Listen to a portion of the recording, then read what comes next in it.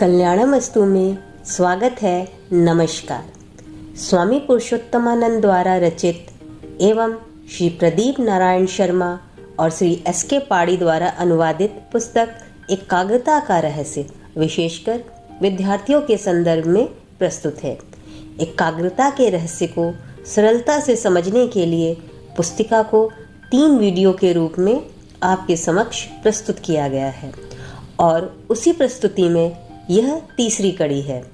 Ramakrishna mission bell गांव के सचिव रहे स्वामी पुरुषोत्तमानंद जी ने इस छोटी सी पुस्तिका में एकाग्रता के रहस्य पर प्रकाश डाला है। उन्होंने बताया, यह सत्य है कि मन को एकाग्र करना है, किंतु उसका विषय वस्तु तथा लक्ष्य क्या हो, इसका एक सुनिश्चित उत्तर देना संभव नहीं जो सभी व्यक्तियों के लिए अनुकूल हो। क्योंकि यदि कहा जाए कि आत्मज्योति पर मन को एकाग्र किया जाए तो यह उचित नहीं होगा, क्योंकि सभी योगी बनने के इच्छुक नहीं हैं। और ना ही यह कहा जा सकता है कि मन को ईश्वर पर एकाग्र किया जाए, क्योंकि हर व्यक्ति भक्त नहीं बनना चाहता। फिर यदि कहें कि मन को पाठों पर एकाग्र करना चाहिए तो कैसा रहे? लेकिन सभी लोग तो स्कूल जाने वाले विद्यार्थी नहीं हैं।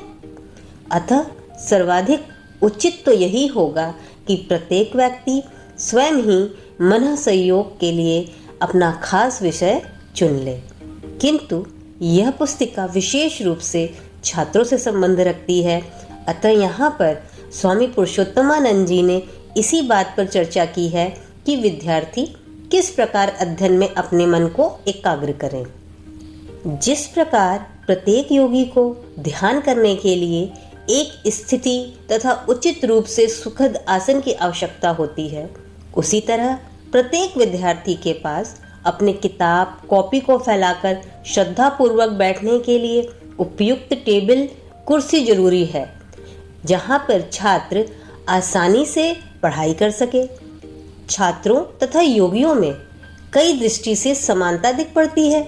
यहाँ पर यह प्रश्न कदापि नहीं उठाना चाहिए कि निर्धन विद्यार्थी कहाँ से इतनी बड़ी मात्रा में टेबल कुर्सियों की व्यवस्था कर सकेंगे, या फिर कोई यह पूछ बैठे कि क्या श्री एम विश्वेश्वरैया के पास उनके विद्यार्थी जीवन में टेबल कुर्सी थी? क्या वे सड़क की रोशनी में पढ़कर विश्वविख्यात व्यक्ति नहीं बन गए? ऐसे तर्क भी यहाँ लाने की आवश्यकता नहीं है।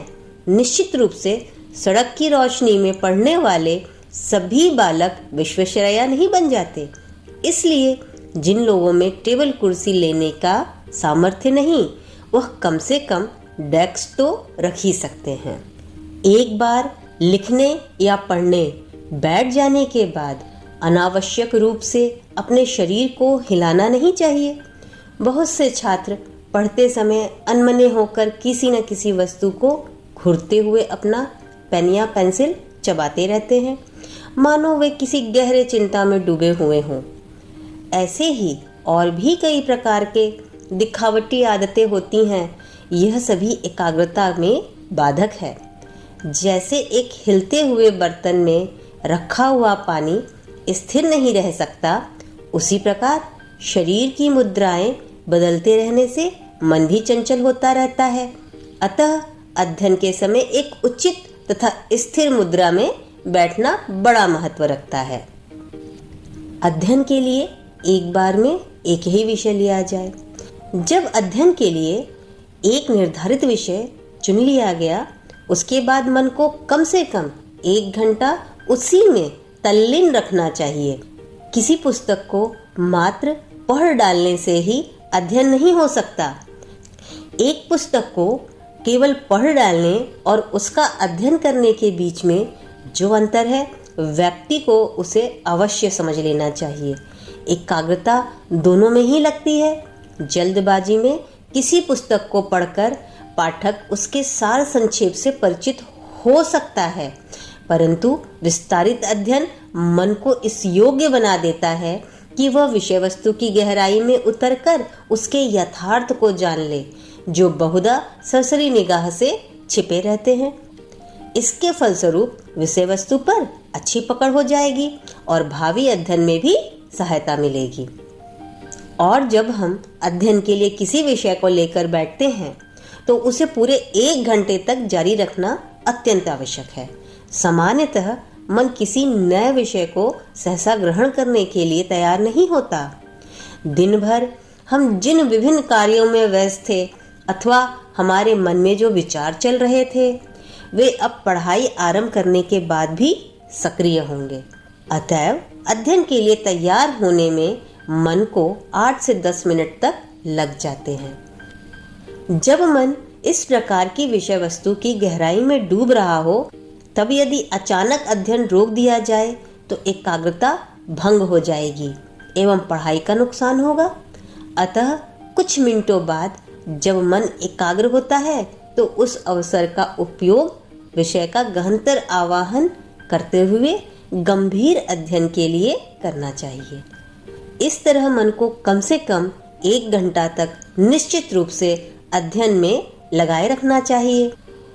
इस अध्ययन के दौरान संभव है कि परिवार का कोई सदस्य विनय पूर्वक किसी अन्य कार्य के लिए बुलाने आ जाए, इसलिए घर के लोगों को पहले से ही बता देना होगा, कृपया मुझे 1 घंटे तक ना बुलाएं, क्योंकि यदि मन में किसी के पुकारने की संभावना बनी रहे तो वह पूरी तौर से अध्ययन में एकाग्र नहीं हो सकेगा। ध्वनि प्रदूषण की समस्या एकाग्रता में एक बड़ा बाधक है। गांव के शांत स्वच्छ वातावरण के बीच रहने वाले विद्यार्थी इस दृष्टि से बड़े सौभाग्यशाली हैं, परंतु शहरों में और विशेषकर राजधानियों में निवास करने वाले विद्यार्थी को इस ध्वनि प्रदूषण की समस्या का सामना करना पड़ता है, क्योंकि ध्वनि प्रदूषण सभी कस्बों तथा नगरों में बुरी तरह फैला हुआ है।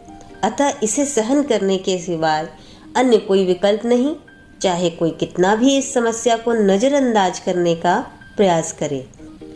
पर जब ध्वनि विस्तारक यंत्र चिघाड़ने लगते हैं तो अध्ययन में शीघ्र ही व्यवधान पड़ता है।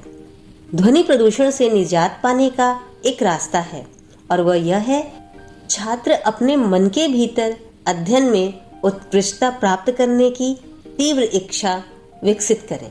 यदि मन में ऐसी तीव्र व्याकुलता है तो फिर बाहरी शोरगुल शायद ही सुनाई पड़े। उदाहरण के लिए, जब हमारा मन किसी चिंता से आक्रांत हो जाता है तो हमारे बगल में भी बजने वाले नगाड़े की ध्वनि हमें सुनाई नहीं देती।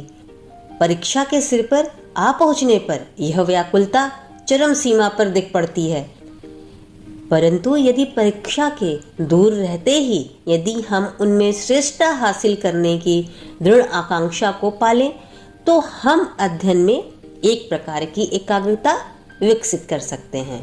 साथ ही यह याद रखना चाहिए कि किसी के लिए भी बात बात में एकाग्रता का विकास कर लेना संभव नहीं है।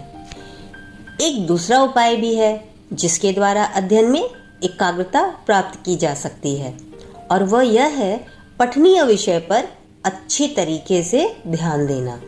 इस सतर्कता को अवधान कहते हैं। इसका अर्थ है मन को जागरूक बनाए रखना। बहुत से छात्र ध्यानपूर्वक अध्ययन करने में असमर्थ होते हैं क्योंकि उनका मन एक प्रकार से दिवा सपनों में खोया रहता है अथवा निरुद्देश्य ही चारों ओर भ्रमण करता रहता है। जिसका मन जागरूक है केवल वही एकाग्रता की प्राप्ति में सफल हो सकता है। अब प्रश्न यह उठता है, तो फिर मन को कैसे जागरूक रखा जाए? कुछ उपयोगी सुझाव प्रस्तुत हैं। जैसे कि कुछ खाद्य पदार्थों से निद्रा में वृद्धि होती है, ऐसे पदार्थों को त्याग देना चाहिए। मन तभी सशक्त होता है जब शरीर के विभिन्न अंग स्वच्छ रहेंगे। इसके अतिरिक्त पहनने के वस्त्र, बिस्तर आदि जरूरी उपयोग के सारी वस्तुएं साफ रहें। कमरे के अन्य सभी वस्तुओं तथा दैनिक उपयोग की चीजें सुव्यवस्थित रूप से रखी जाएं। अधिकांश छात्रों में लापरवाही का भाव भी देखने को आता है। उनकी अपनी निजी चीजें तथा पुस्तकों की दुर्व्यवस्था को देखकर हम आसानी से समझ सकते हैं कि वह कितने लापरवाह हैं। विद्यार्थियों के जानने योग्य एक दूसरी महत्वपूर्ण बात यह है कि शरीर के समान ही मन को भी स्वच्छ रखना आवश्यक है। अश्लील एवं भद्दे विचारों को मन में प्रवेश करने से न केवल रोका जाना चाहिए बल्कि मन को उनकी हवा तक नहीं लगने देनी चाहिए, क्योंकि यह विचार ही हमारे मन में तबाही मचाने तथा उसे बिगाड़ने के मूलभूत कारण है।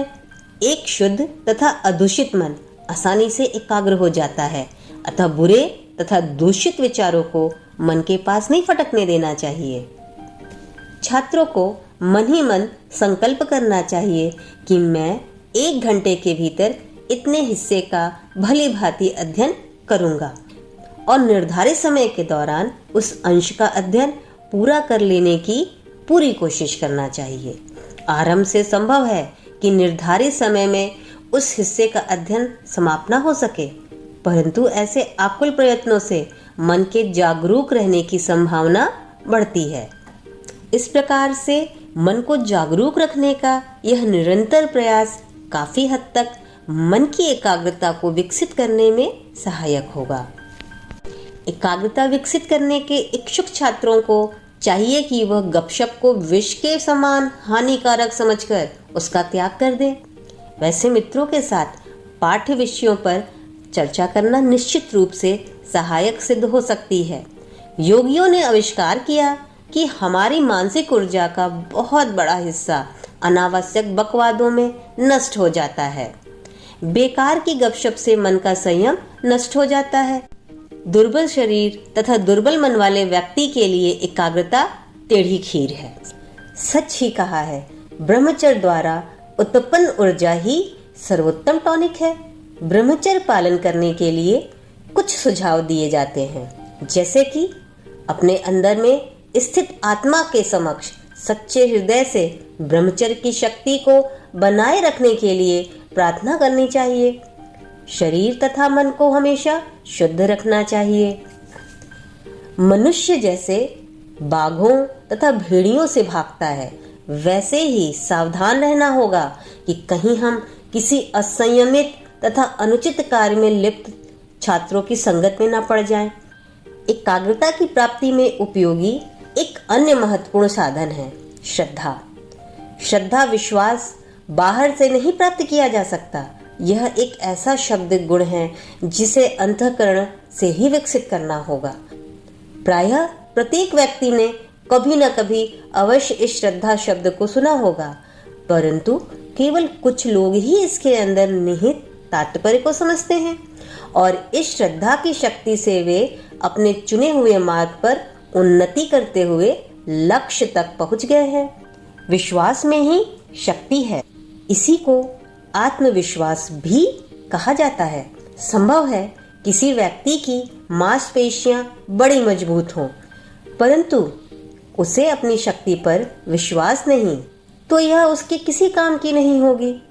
जैसे कि हनुमान जी समुद्र को लांघने में सक्षम थे, परंतु वे चुप ही रहे क्योंकि उन्हें विश्वास नहीं था कि इस कार्य की क्षमता उनमें विद्यमान है। परंतु जब जामवंत ने उनके विश्वास को जगाकर उन्हें उस शक्ति से परिचित कराया, तब वे एक ही छलांग में लंका जा पहुंचे। एकाग्रता की एक और सबसे महत्वपूर्ण चाबी है प्रेम। यह एक अपरिहार्य नियम है कि मन अपनी पसंद की वस्तु पर ही चिंतन करता रहता है। जहाँ किसी भी वस्तु के प्रति प्रेम का अतिरेक होता है, मन उसमें तीव्रता के साथ एकाग्र हो जाता है। इस विषय में अधिक विस्तार के साथ कुछ कहने की आवश्यकता नहीं, क्योंकि प्रत्येक व्यक्ति अपने प्रिय वस्तु के साथ मन के लगाव का अनुभव करता है। अतः विद्यार्थी के लिए यह आवश्यक है कि वह अपने अध्ययन के प्रति अनुराग पैदा करे। आरंभ में अध्ययन के प्रति इस अनुराग को थोड़े प्रयास के साथ विकसित करना होगा, किंतु बाद में जैसे जैसे विषय समझ आने लगता है, वैसे वैसे ही अध्ययन के प्रति अनुराग में वृद्धि हो जाती है। तब मन अपने आप ही एकाग्रता की उपलब्धि कर लेता है। श्रद्धा एवं प्रेम के द्वारा ही विकसित हुई एकाग्रता सहज तथा स्वाभाविक होती है। स्वामी विवेकानंद ने भी कहा है, एकाग्रता को लेकर पुराना विचार है कि अपना सब कुछ खर्च करके किसी एक विचार को विकसित करना, परंतु आधुनिक विचार है लयबद्ध होकर विकसित होना और मन को विकसित करना तथा मन को नियंत्रित करना, तत्पश्चात वह मन को वहाँ लगाना जहाँ आप लगाना चाहते हैं, तब परिणाम वही आता है जो आप चाहते हैं। यह अपने आप को विकसित करने का सबसे सच्चा मार्ग है। कल्याणमस्तु को सब्सक्राइब करें। धन्यवाद।